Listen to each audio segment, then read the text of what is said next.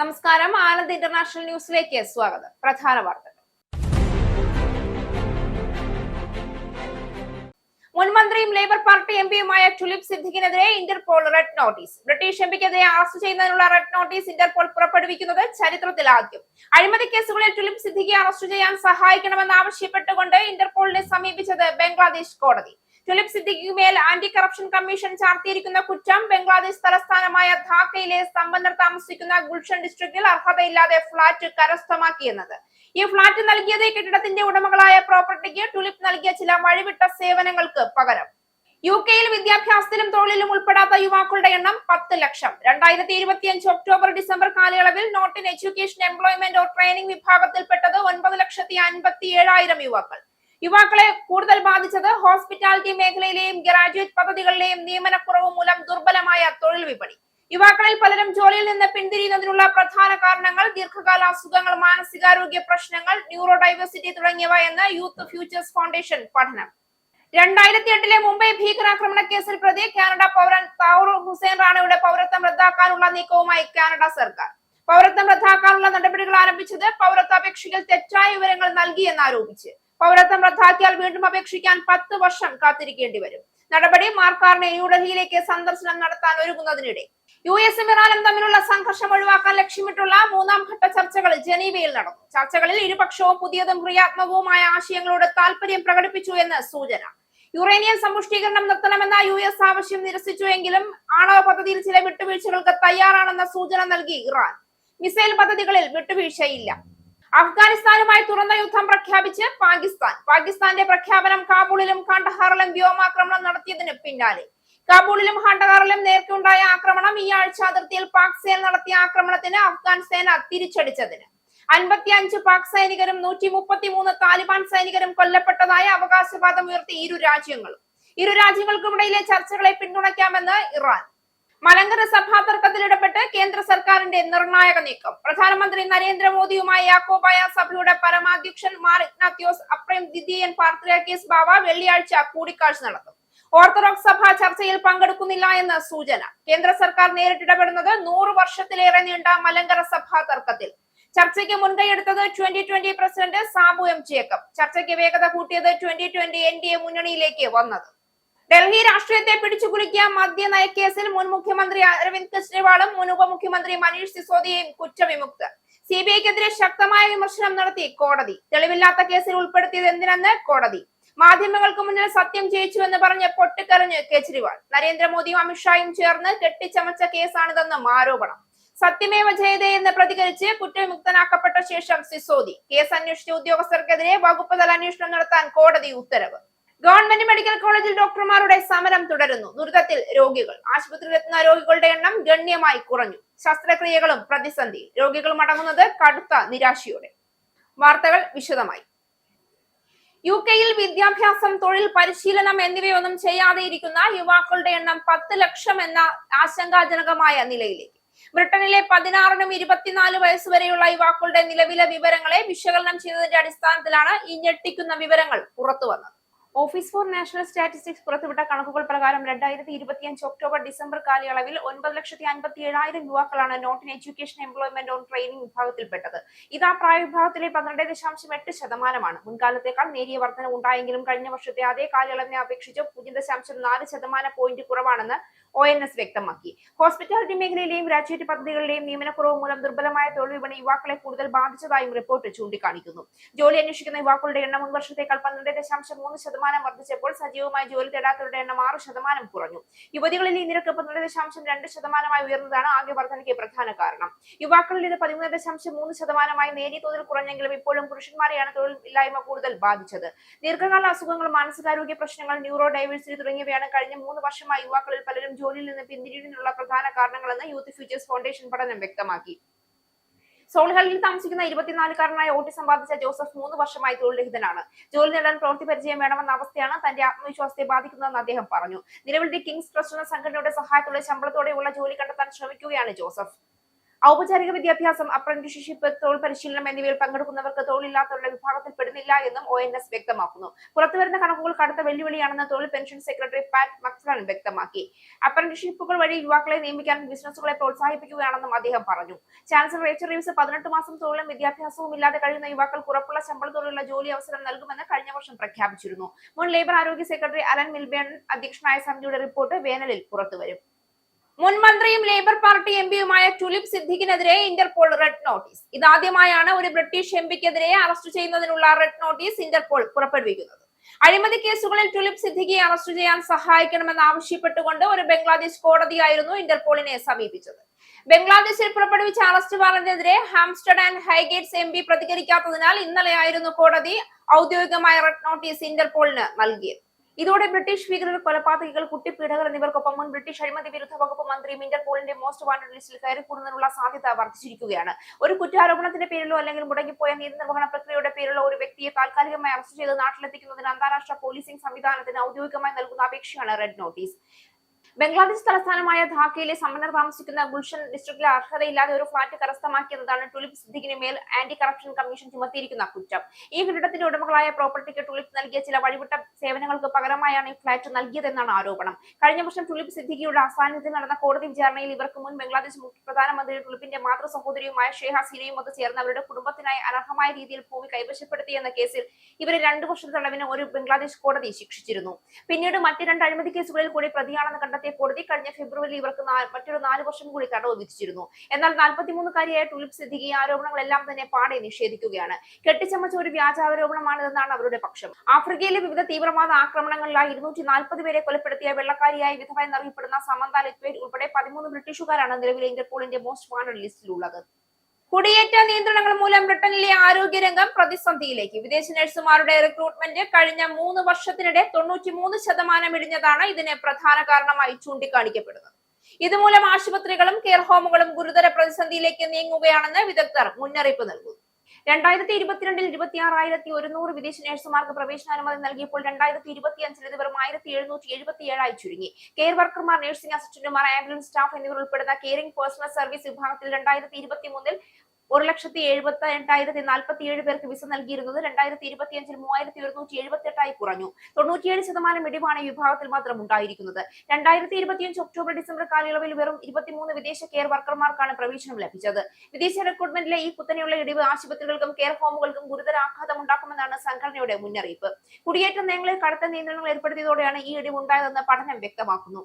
ഇത് കാരണം പ്രാവീണ്യമുള്ള തൊഴിലാളികളുടെ വിസകൾ കുറഞ്ഞ് 2021-ന് ശേഷമുള്ള ഏറ്റവും താഴ്ന്ന നിലയിലെത്തി. ശാസ്ത്രം, ഗവേഷണം, എഞ്ചിനീയറിംഗ്, സാങ്കേതിക വിദ്യാ മേഖലകളിലെ വിദഗ്ധർക്കുള്ള വിസ 2022-ലെ 24,843 എന്ന ഉയർന്ന നിലയിൽ നിന്ന് 2025-ൽ 9,072 കുറഞ്ഞു.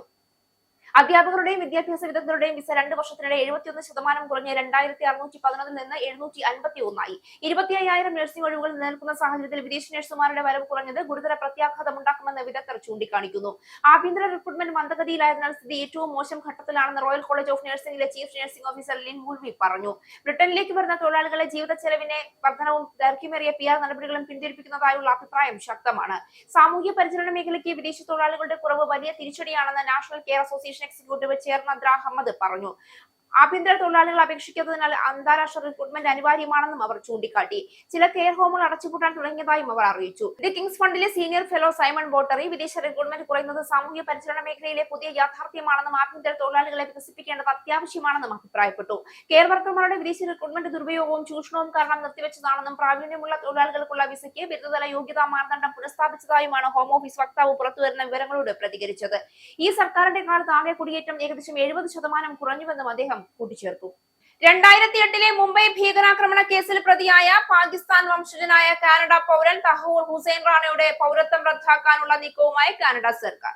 എന്നാൽ ഇത് സംബന്ധിച്ച വിശദാംശങ്ങൾ കാനഡ സർക്കാർ പുറത്തുവിട്ടിട്ടില്ല. വ്യക്തിഗത കേസുകളെ കുറിച്ച് പ്രതികരിക്കാൻ കഴിയില്ല എന്ന് കാനഡയുടെ കുടിയേറ്റ അഭയാർത്ഥി പൗരത്വ വകുപ്പ് വ്യക്തമാക്കി. സ്വകാര്യതാ നിയമങ്ങളിൽ തുടരുന്ന ന്യായിക നടപടികളോടുള്ള ബഹുമാനവും കണക്കിലെടുത്ത് വ്യക്തിഗത കേസുകളെ കുറിച്ച് പ്രതികരിക്കാനാകില്ല എന്നാണ് കാനഡ കുടിയേറ്റ അഭയാർത്ഥി പൗരത്വ വകുപ്പ് പുറത്തിറക്കിയ പ്രസ്താവനയിൽ അറിയിച്ചിട്ടുള്ളത്. 1997 കാനഡയിലേക്ക് കുടിയേറിയ റാണ 2001 കാനഡ പൗരത്വം നേടിയിരുന്നു. എന്നാൽ പൗരത്വാപേക്ഷയിൽ തെറ്റായ വിവരങ്ങൾ നൽകിയെന്നാരോപിച്ച് അദ്ദേഹത്തിന്റെ പൗരത്വം റദ്ദാക്കാനുള്ള നടപടികൾ ആരംഭിച്ചു എന്നാണ് കാനഡയിലെ മാധ്യമമായ ഗ്ലോബൽ ന്യൂസ് റിപ്പോർട്ട് ചെയ്യുന്നത്. വകുപ്പിന്റെ മാർഗനിർദ്ദേശങ്ങൾ പ്രകാരം കുടിയേറ്റമോ പൗരത്വാപേക്ഷയിലോ വഞ്ചന നടത്തുകയോ തെറ്റായ വിവരങ്ങൾ നൽകുകയോ നിർണായക വിവരങ്ങൾ മറച്ചുവെക്കുകയോ ചെയ്താൽ പൗരത്വം റദ്ദാക്കാം. പൗരത്വം റദ്ദാക്കിയാൽ വീണ്ടും അപേക്ഷിക്കാൻ 10 വർഷം കാത്തിരിക്കേണ്ടി വരും. ആദ്യം വിശദീകരണം ആവശ്യപ്പെട്ട് നോട്ടീസ് നൽകും. 30 ദിവസത്തിനകം മറുപടി നൽകണം. തുടർന്ന് 60 ദിവസത്തെ അധിക സമയത്തോടെ തെളിവുകൾ സമർപ്പിക്കാൻ അവസരം ലഭിക്കും. സാധാരണയായി ഫെഡറൽ കോടതി കേസിൽ അന്തിമ തീരുമാനമെടുക്കും. ആവശ്യമെങ്കിൽ മന്ത്രിയുടെ ഇടപെടലും ആവശ്യപ്പെടാം. മുംബൈയിൽ 166 പേരുടെ ജീവനെടുത്ത ഭീകരാക്രമണത്തിൽ പാകിസ്ഥാൻ ആസ്ഥാനമായ ലഷ്കർ എ തൊയ്ബയ്ക്ക് പിന്തുണ നൽകിയെന്ന് ആരോപിച്ചാണ് റാണയ്ക്കെതിരെ കേസ്. മുൻ സൈനിക ഡോക്ടറായിരുന്ന അദ്ദേഹം പിന്നീട് വ്യവസായിയാണ് അറിയപ്പെട്ടത്. 2025 ഏപ്രിൽ അമേരിക്കയിൽ നിന്ന് ഇന്ത്യയിലേക്ക് കൈമാറിയ അദ്ദേഹം വിചാരണ നേരിടുകയാണ്. ഇതിനിടെ പ്രധാനമന്ത്രി മാർക്ക് കാർണെ ന്യൂഡൽഹിയിലേക്ക് സന്ദർശനം നടത്താനൊരുങ്ങുന്നതിനിടെ ഇന്ത്യ കാനഡ ബന്ധം മെച്ചപ്പെടുത്താനുള്ള ശ്രമങ്ങളോടൊപ്പം ഈ നടപടിയും സംയോജിതമായി മുന്നേറുന്നതായി രാഷ്ട്രീയ നിരീക്ഷകർ വിലയിരുത്തുന്നു. അതിസമ്പന്നരും രാഷ്ട്രീയക്കാരും വിദ്വേഷം പ്രചരിപ്പിക്കാൻ ശ്രമിക്കുമ്പോഴും കുടിയേറ്റ തൊഴിലാളികൾ ഇല്ലാതെ ബ്രിട്ടന്റെ സമ്പദ്ഘടന വളരുകയില്ല എന്ന വികാരം ശക്തമാവുകയാണ്. പ്രത്യേകിച്ചും വിദേശ തൊഴിലാളികൾ ഇല്ല എങ്കിൽ ബ്രിട്ടനിലെ സോഷ്യൽ കെയർ മേഖലയുടെ പ്രകടനം വളരെയധികം താഴോട്ട് പോകുമെന്ന് ഈ മേഖലയിലുള്ളവർ മുന്നറിയിപ്പ് നൽകുന്നു. പ്രശംസനീയമായ സേവനമാണ് ഇവർ രാജ്യത്തിന് നൽകുന്നതെങ്കിലും രാഷ്ട്രീയക്കാർക്ക് തൊഴിക്കാനുള്ള ഒന്നായി കേരളന്മാർ മാറുന്നു എന്നാണ് ഇപ്പോൾ ഉയരുന്ന പൊതുവികാരം. ബ്രിട്ടീഷ് മാധ്യമങ്ങളും അത് ഏറ്റെടുത്തിരിക്കുകയാണ്. ഏൻഡ് സെറ്റിൽമെന്റുമായി ബന്ധപ്പെട്ട നിയമങ്ങളിലെ ഭേദഗതികൾ സോഷ്യൽ കെയർ മേഖലയിൽ താരതമ്യേന കുറഞ്ഞ വരുമാനത്തിന് ജോലി ചെയ്യുന്നവരെ പ്രതികൂലമായി ബാധിക്കുമെന്ന് ഇവർ ചൂണ്ടിക്കാട്ടുന്നു.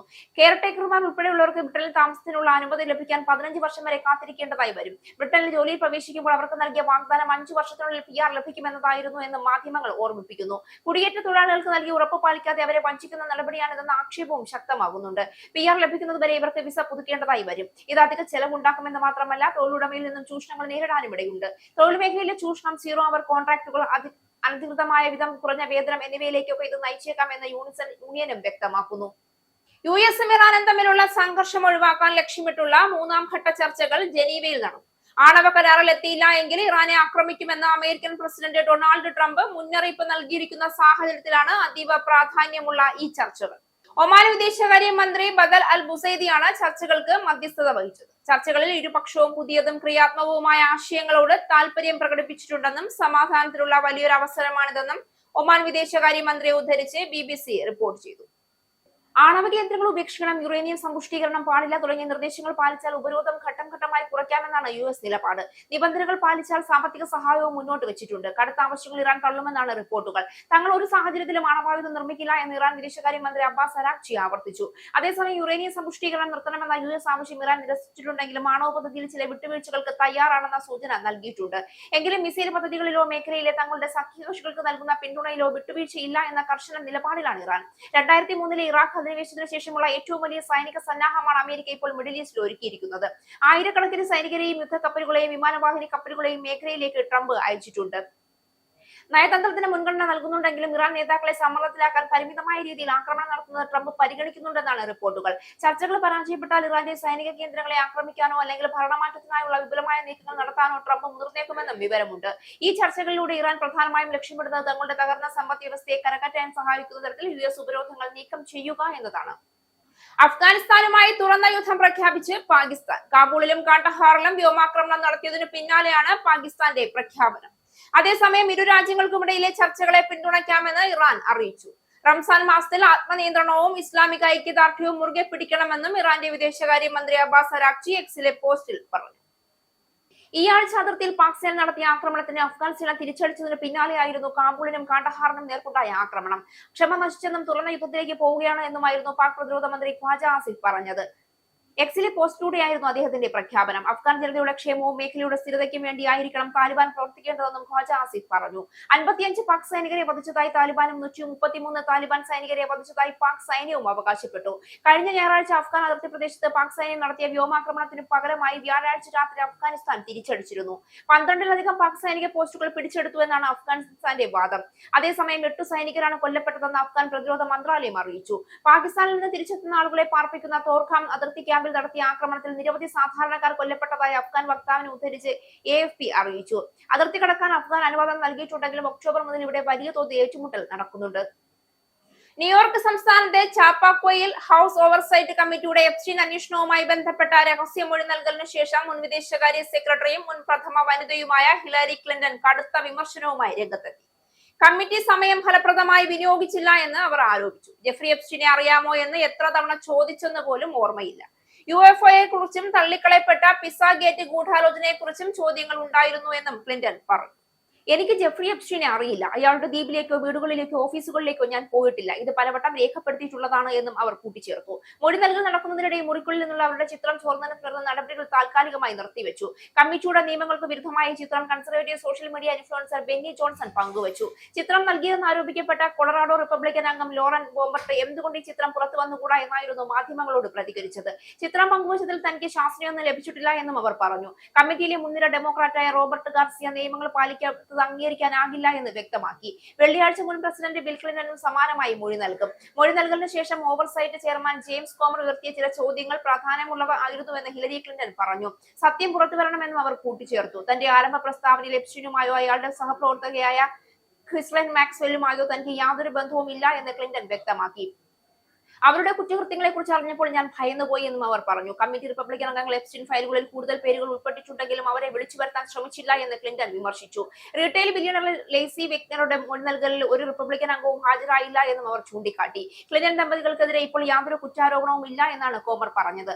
നമ്മൾക്ക് നിരവധി ചോദ്യങ്ങളുണ്ട്. എപ്സ്റ്റീനെ കുറിച്ച് കൂടുതൽ മനസ്സിലാക്കാനാണ് അന്വേഷണം എന്നും അദ്ദേഹം വ്യക്തമാക്കി. ക്ലിന്റൺ ദമ്പതികൾ ആദ്യം സബ്പീന പാലിക്കാതിരുന്നതിനാൽ അവരെ അവഹേളന കുറ്റത്തിന് വിധേയരാക്കുമെന്ന് കമ്മിറ്റി ഭീഷണിപ്പെടുത്തിയിരുന്നു. എന്നാൽ പൂർണ്ണസഭയിൽ വോട്ടെടുപ്പ് നടക്കുന്നതിന് മുൻപ് അവർ അടച്ചിട്ട മുറിയിൽ മൊഴി നൽകാൻ സമ്മതിച്ചതോടെ നടപടി നിർത്തിവെച്ചു. ഇനി പൗണ്ട് യൂറോ ഡോളർ രൂപ ഇന്നത്തെ വിനിമയ നിരക്ക്. ഒരു പൗണ്ട് 122.46 ഇന്ത്യൻ രൂപ. ഒരു പൗണ്ട് 1.14 യൂറോ. ഒരു US ഡോളർ 90.94 ഇന്ത്യൻ രൂപ. ഒരു യൂറോ 107.3 ഇന്ത്യൻ രൂപ. ഒരു പൗണ്ട് 1.35 US ഡോളർ. ഒരു കനേഡിയൻ ഡോളർ 66.52 ഇന്ത്യൻ രൂപ. ഈ ഒരു ഇടവേളയ്ക്ക് ശേഷം നാഷണൽ ന്യൂസ്.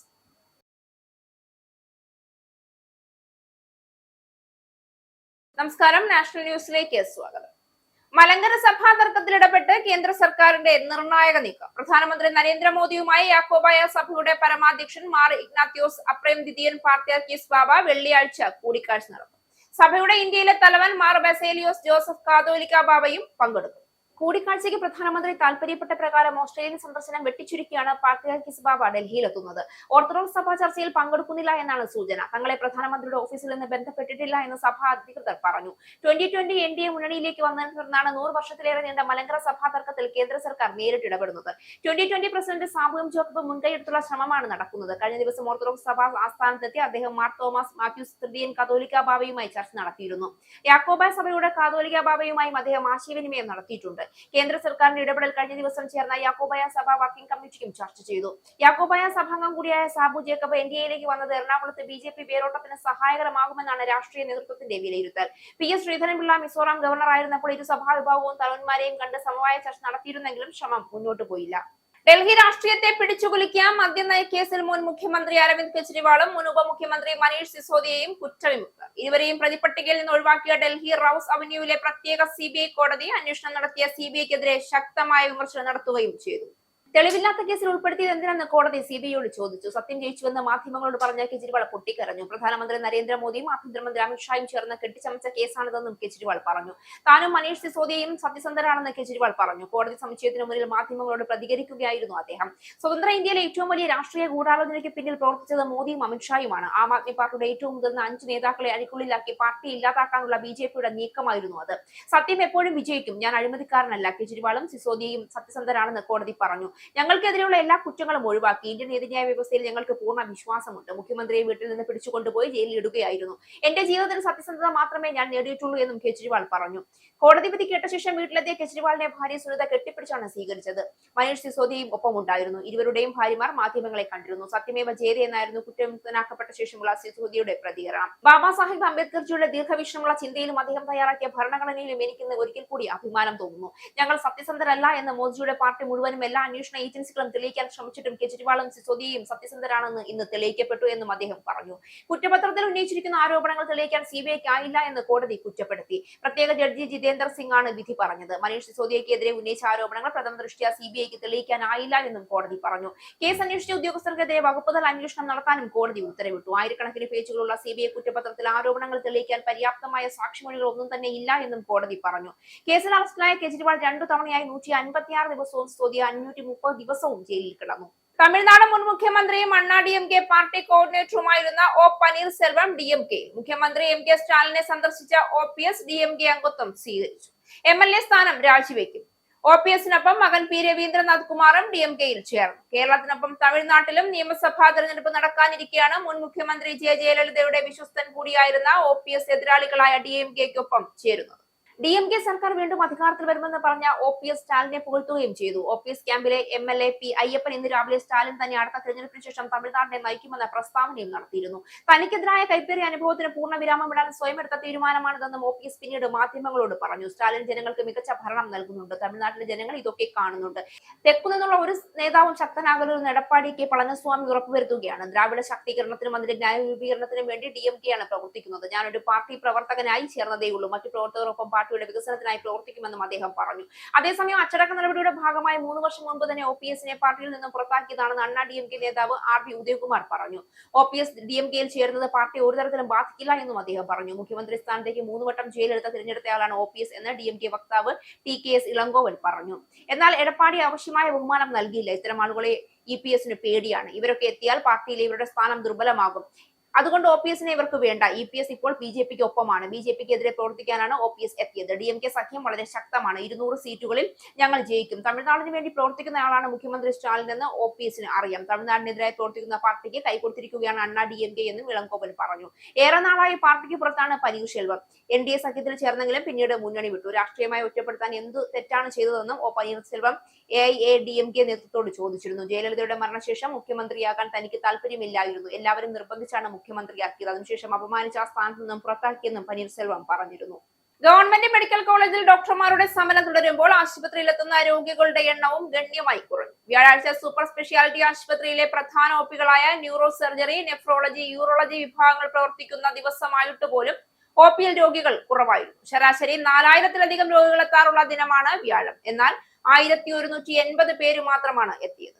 എത്തുന്ന രോഗികൾ പലരും മറ്റ് ആശുപത്രികളിൽ നിന്ന് റെഫർ ചെയ്ത് വന്നവരാണ്. മറ്റു ചിലർ മുൻകൂട്ടി നിശ്ചയിച്ച ശസ്ത്രക്രിയയ്ക്ക് അഡ്മിറ്റ് ആകാൻ എത്തിയവരും. OPയിൽ PG ഡോക്ടർമാരാണ് ഇവരെ പരിശോധിച്ചത്. PG ഡോക്ടർമാരോട് എന്ന് ശസ്ത്രക്രിയ ചെയ്യാൻ സാധിക്കുമെന്ന് ചോദിച്ചാൽ സമരം കഴിഞ്ഞ് മാത്രമേ എന്തെങ്കിലും പറയാൻ സാധിക്കൂ എന്ന മറുപടിയാണ് കിട്ടുന്നതെന്ന് രോഗികൾ പറയുന്നു. കടുത്ത നിരാശയോടെയാണ് പല രോഗികളും മടങ്ങുന്നത്. ഇവർക്കാർക്കും സ്വകാര്യ ആശുപത്രികളെ ആശ്രയിക്കാനും സാധിക്കില്ല. ലക്ഷക്കണക്കിന് രൂപ ചെലവ് വരുന്ന പല ശസ്ത്രക്രിയകളും മെഡിക്കൽ കോളേജിലാകുമ്പോൾ ആരോഗ്യ സുരക്ഷാ പദ്ധതി പ്രകാരം നടത്താൻ സാധിക്കും.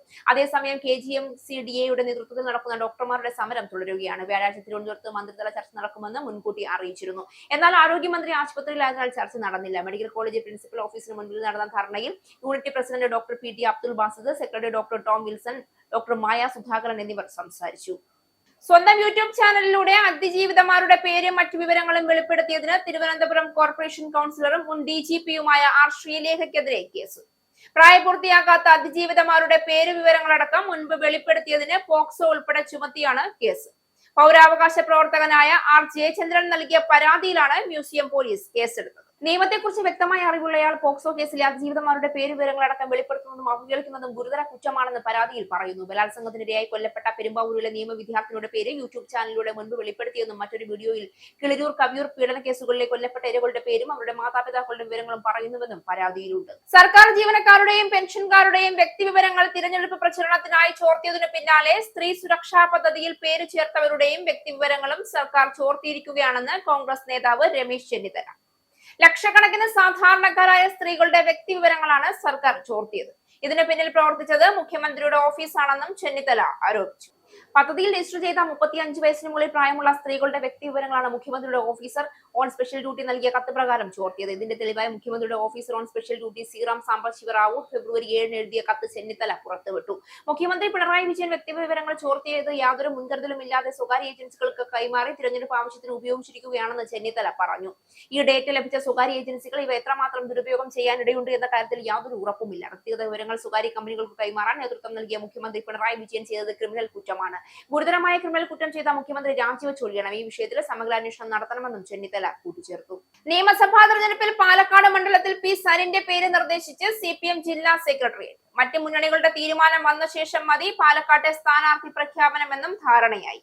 തൃത്താലയിൽ മന്ത്രി MB രാജേഷ് തന്നെ മത്സരിക്കും. അതേസമയം ആലത്തൂരിലും നെന്മാറയിലും 2 ടൈം പൂർത്തിയാക്കിയ KD പ്രസേനനും K ബാബുവും മാറിയേക്കും. നെന്മാറയിൽ മുൻ പഞ്ചായത്ത് പ്രസിഡന്റ് K പ്രേമന്റെ പേരാണ് നിർദ്ദേശിച്ചിട്ടുള്ളത്. ആലത്തൂരിൽ ജില്ലാ സെക്രട്ടേറിയറ്റ് അംഗം V പൊന്നുകുട്ടന്റെ പേരാണ് മുന്നോട്ട് വെച്ചിട്ടുള്ളത്. വ്യാഴാഴ്ച ചേർന്ന CPM പാലക്കാട് ജില്ലാ സെക്രട്ടേറിയറ്റ് ആണ് സ്ഥാനാർത്ഥി നിർണയവുമായി ബന്ധപ്പെട്ട തീരുമാനങ്ങൾ കൈക്കൊണ്ടത്. ഒറ്റപ്പാലത്ത് K പ്രേമകുമാറും ഷൊർണൂരിൽ P മമ്മിക്കുട്ടിയും ഇത്തവണയും മത്സരിക്കും. ഇരുവരും 1 ടൈം മാത്രം പൂർത്തിയാക്കിയിട്ടുള്ളൂ. അതിനാൽ ഇക്കുറിയും മത്സരിക്കട്ടെ എന്ന നിലപാടാണ് ജില്ലാ സെക്രട്ടേറിയറ്റ് കൈക്കൊണ്ടത്.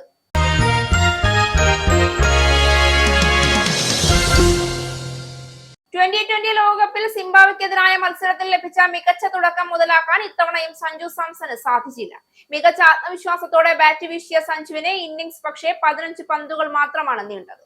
2 സിക്സും 1 4ഉം അടക്കം 24 റൺസ് എടുത്തായിരുന്നു താരത്തിന്റെ മടക്കം. ഇപ്പോഴിതാ മികച്ച തുടക്കം കിട്ടിയിട്ടും അത് മുതലാക്കാൻ സാധിക്കാത്തതിന് സഞ്ജുവിനെതിരെ വിമർശനവുമായി രംഗത്തെത്തിയിരിക്കുകയാണ് മുൻ ഇന്ത്യൻ താരം സുനിൽ ഗവാസ്കർ. റിങ്കു സിംഗിനെ പുറത്തിരുത്തിയാണ് ഇന്ത്യ സിംബാബ്വെക്കെതിരെ സഞ്ജുവിന് അവസരം നൽകിയത്. നേരിട്ട 2ാം പന്തിൽ തന്നെ 6 കളിച്ചായിരുന്നു സഞ്ജുവിന്റെ തുടക്കം. എന്നാൽ 4ാം ഓവറിലെ 4ാം പന്തിൽ സഞ്ജു വീണു. ബ്ലസ്സിംഗ് മുസറബാനിയുടെ ഒരു സ്ലോ ബോൾ തിരിച്ചറിയാൻ താരത്തിന് സാധിച്ചില്ല. പതിവ് രീതിയിലാണ് സഞ്ജുവിന്റെ പുറത്താകലെന്നായിരുന്നു ഗവാസ്കറുടെ വിലയിരുത്തൽ. സഞ്ജുവിനെതിരെ സിംബാബ്വെ തയ്യാറാക്കിയ പദ്ധതി എങ്ങനെ പൂർണ്ണതയിലെത്തിയെന്നും ഗവാസ്കർ കമന്ററിക്കിടെ വ്യക്തമാക്കി. എങ്കിലും സഞ്ജു ടീമിന് നൽകിയ മികച്ച തുടക്കത്തെ ഗവാസ്കർ പ്രശംസിച്ചു. ടോപ്പ് ഓവറിൽ സഞ്ജു ഉണ്ടായിരുന്നത് ഏറെ സഹായകരമായിരുന്നു എന്നാണ് അദ്ദേഹത്തിന്റെ വാക്കുകൾ. ടീമിന് തകർപ്പൻ തുടക്കം സമ്മാനിക്കാൻ അദ്ദേഹത്തിനായി. ശരിക്കും അതായിരുന്നു വേണ്ടിയിരുന്നത്. മുൻ മത്സരങ്ങളിലെല്ലാം ഓപ്പണർമാരിൽ ആരെങ്കിലും പെട്ടെന്ന് പുറത്തായിരുന്നു. ഇന്നും പവർ പ്ലേയിൽ നമുക്കൊരു വിക്കറ്റ് നഷ്ടമായെങ്കിലും തുടക്കം മികച്ചതായിരുന്നുവെന്നും അദ്ദേഹം കൂട്ടിച്ചേർത്തു. പ്രധാന വാർത്തകൾ ഒരിക്കൽ കൂടി. മുൻമന്ത്രിയും ലേബർ പാർട്ടി MPയുമായ ടുലിപ് സിദ്ദിഖിനെതിരെ ഇന്റർപോൾ റെഡ് നോട്ടീസ്. ബ്രിട്ടീഷ് MPക്കെതിരെ അറസ്റ്റ് ചെയ്യുന്നതിനുള്ള റെഡ് നോട്ടീസ് ഇന്റർപോൾ പുറപ്പെടുവിക്കുന്നത് ചരിത്രത്തിൽ ആദ്യം. അഴിമതി കേസുകളിൽ ടുലിപ് സിദ്ദിഖിയെ അറസ്റ്റ് ചെയ്യാൻ സഹായിക്കണമെന്ന് ആവശ്യപ്പെട്ടുകൊണ്ട് ഇന്റർപോളിനെ സമീപിച്ചത് ബംഗ്ലാദേശ് കോടതി. ടുലിപ് സിദ്ദിഖിക്ക് മേൽ ആന്റി കറപ്ഷൻ കമ്മീഷൻ ചാർത്തിയിരിക്കുന്ന കുറ്റം ബംഗ്ലാദേശ് തലസ്ഥാനമായ ധാക്കയിലെ സമ്പന്നർ താമസിക്കുന്ന ഗുൽഷൻ ഡിസ്ട്രിക്റ്റിൽ അർഹതയില്ലാതെ ഫ്ളാറ്റ് കരസ്ഥമാക്കിയെന്നത്. ഈ ഫ്ളാറ്റ് നൽകിയത് കെട്ടിടത്തിന്റെ ഉടമകളായ പ്രോപ്പർട്ടിക്ക് ടുലിപ് നൽകിയ ചില വഴിവിട്ട സേവനങ്ങൾക്ക് പകരം. UK-യിൽ വിദ്യാഭ്യാസത്തിലും തൊഴിലിലും ഉൾപ്പെടാത്ത യുവാക്കളുടെ എണ്ണം 10 ലക്ഷം. 2025 ഒക്ടോബർ-ഡിസംബർ കാലയളവിൽ not in education, employment or training വിഭാഗത്തിൽപ്പെട്ടത് 9,57,000 യുവാക്കൾ. യുവാക്കളെ കൂടുതൽ ബാധിച്ചത് ഹോസ്പിറ്റാലിറ്റി മേഖലയിലെയും ഗ്രാജുവേറ്റ് പദ്ധതികളിലെയും നിയമനക്കുറവ് മൂലം ദുർബലമായ തൊഴിൽ വിപണി. യുവാക്കളിൽ പലരും ജോലിയിൽ നിന്ന് പിന്തിരിയുന്നതിനുള്ള പ്രധാന കാരണങ്ങൾ ദീർഘകാല അസുഖങ്ങൾ, മാനസികാരോഗ്യ പ്രശ്നങ്ങൾ, ന്യൂറോ ഡൈവേഴ്സിറ്റി തുടങ്ങിയവ എന്ന് യൂത്ത് ഫ്യൂച്ചേഴ്സ് ഫൗണ്ടേഷൻ പഠനം. 2008-ലെ മുംബൈ ഭീകരാക്രമണ കേസിൽ പ്രതി കാനഡ പൗരൻ താവൂർ ഹുസൈൻ റാണയുടെ പൗരത്വം റദ്ദാക്കാനുള്ള നീക്കവുമായി കാനഡ സർക്കാർ. പൗരത്വം റദ്ദാക്കാനുള്ള നടപടികൾ ആരംഭിച്ചത് പൗരത്വ അപേക്ഷയിൽ തെറ്റായ വിവരങ്ങൾ നൽകിയെന്നാരോപിച്ച്. പൗരത്വം റദ്ദാക്കിയാൽ വീണ്ടും അപേക്ഷിക്കാൻ 10 വർഷം കാത്തിരിക്കേണ്ടി വരും. നടപടി മാർക്കാറിനെ ന്യൂഡൽഹിയിലേക്ക് സന്ദർശനം നടത്താൻ ഒരുങ്ങുന്നതിനിടെ US-ഉം ഇറാനും തമ്മിലുള്ള സംഘർഷം ഒഴിവാക്കാൻ ലക്ഷ്യമിട്ടുള്ള 3ാം ഘട്ട ചർച്ചകൾ ജനീവയിൽ നടന്നു. ചർച്ചകളിൽ ഇരുപക്ഷവും പുതിയതും ക്രിയാത്മകവുമായ ആശയങ്ങളോട് താൽപര്യം പ്രകടിപ്പിച്ചു എന്ന് സൂചന. യുറേനിയം സമ്പുഷ്ടീകരണം നിർത്തണമെന്ന US ആവശ്യം നിരസിച്ചുവെങ്കിലും ആണവ പദ്ധതിയിൽ ചില വിട്ടുവീഴ്ചകൾക്ക് തയ്യാറാണെന്ന സൂചന നൽകി ഇറാൻ. മിസൈൽ പദ്ധതികളിൽ വിട്ടുവീഴ്ചയില്ല. അഫ്ഗാനിസ്ഥാനുമായി തുറന്ന യുദ്ധം പ്രഖ്യാപിച്ച് പാകിസ്ഥാന്റെ പ്രഖ്യാപനം കാബൂളിലും കാണ്ഡഹാറിലും വ്യോമാക്രമണം നടത്തിയതിന് പിന്നാലെ. കാബൂളിലും കാണ്ഡഹാറിലും നേർക്കുണ്ടായ ആക്രമണം ഈ ആഴ്ച അതിർത്തിയിൽ പാക് സേന നടത്തിയ ആക്രമണത്തിന് അഫ്ഗാൻ സേന തിരിച്ചടിച്ചതിന് 55 പാക് സൈനികരും 133 താലിബാൻ സൈനികരും കൊല്ലപ്പെട്ടതായ അവകാശവാദം ഉയർത്തി ഇരു രാജ്യങ്ങൾക്കുമിടയിലെ ചർച്ചകളെ പിന്തുണയ്ക്കാമെന്ന് ഇറാൻ. മലങ്കര സഭാ തർക്കത്തിൽ ഇടപെട്ട് കേന്ദ്ര സർക്കാരിന്റെ നിർണായക നീക്കം. പ്രധാനമന്ത്രി നരേന്ദ്രമോദിയുമായി യാക്കോബായ സഭയുടെ പരമാധ്യക്ഷൻ മാർ ഇഗ്നാത്യോസ് അപ്രേം ദ്വിതീയൻ പാത്രിയാർക്കീസ് ബാവ വെള്ളിയാഴ്ച കൂടിക്കാഴ്ച നടത്തും. ഓർത്തഡോക്സ് സഭ ചർച്ചയിൽ പങ്കെടുക്കുന്നില്ല എന്ന സൂചന. കേന്ദ്ര സർക്കാർ നേരിട്ടിടപെടുന്നത് 100 വർഷത്തിലേറെ നീണ്ട മലങ്കര സഭാ തർക്കത്തിൽ. ചർച്ചയ്ക്ക് മുൻകൈയെടുത്തത് 2020 പ്രസിഡന്റ് സാബു M ജേക്കബ്. ചർച്ചയ്ക്ക് വേഗത കൂട്ടിയത് 2020 NDA മുന്നണിയിലേക്ക് വന്നത്. ഡൽഹി രാഷ്ട്രീയത്തെ പിടിച്ചുകുലുക്കിയ മദ്യനയക്കേസിൽ മുൻ മുഖ്യമന്ത്രി അരവിന്ദ് കെജ്രിവാളും മുൻ ഉപമുഖ്യമന്ത്രി മനീഷ് സിസോദിയയും കുറ്റവിമുക്തർ. CBIക്കെതിരെ ശക്തമായ വിമർശനം നടത്തി കോടതി. തെളിവില്ലാത്ത കേസിൽ ഉൾപ്പെടുത്തിയത് എന്തിനെന്ന് കോടതി. മാധ്യമങ്ങൾക്ക് മുന്നിൽ സത്യം ജയിച്ചുവെന്ന് പറഞ്ഞ് പൊട്ടിക്കരഞ്ഞ് കെജ്രിവാൾ. നരേന്ദ്രമോദിയും അമിത്ഷായും ചേർന്ന് കെട്ടിച്ചമച്ച കേസാണിതെന്നും ആരോപണം. സത്യമേവ ജയതേ എന്ന് പ്രതികരിച്ച് കുറ്റവിമുക്തനാക്കപ്പെട്ട ശേഷം സിസോദി. കേസ് അന്വേഷിച്ച ഉദ്യോഗസ്ഥർക്കെതിരെ വകുപ്പ് തല അന്വേഷണം നടത്താൻ കോടതി ഉത്തരവ്. ഗവൺമെന്റ് മെഡിക്കൽ കോളേജിൽ ഡോക്ടർമാരുടെ സമരം തുടരുന്നു. ദുരിതത്തിൽ രോഗികൾ. ആശുപത്രിയിലെത്തുന്ന രോഗികളുടെ എണ്ണം ഗണ്യമായി കുറഞ്ഞു. ശസ്ത്രക്രിയകളും പ്രതിസന്ധി. രോഗികൾ മടങ്ങുന്നത് കടുത്ത നിരാശയോടെ. ഈ ന്യൂസ് ബുള്ളറ്റിൻ അവസാനിച്ചു. നന്ദി.